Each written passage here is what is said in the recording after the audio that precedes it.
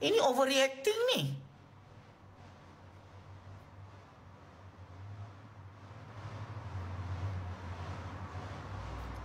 Kami ingatkan arwah Zara yang mengamuk kah?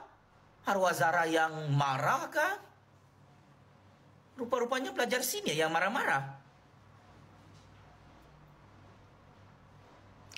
Dalam keterangannya lagi, saksi yang senior setahun berbanding Allahyarhamah Zara Khairina mengakui tahu arwah Zara Khairina ada menulis surat mengenainya dari rakan senior yang lain.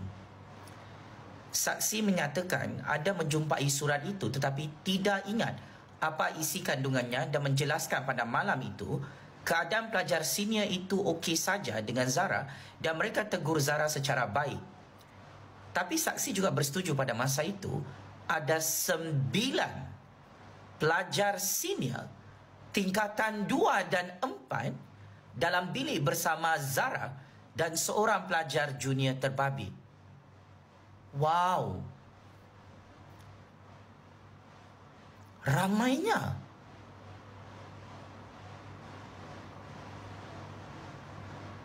Jadi yang 9 pelajar ni sudah puas hati dalam asrama sekolah Zara. Oh, bukan 5 orang ya, dek. 9 orang. Betul lah cakap saya. Habis prosedur inquest ni, yang lain kena get ready lah. Jangan lupa subscribe dan tonton video penuh di Suara Dunia.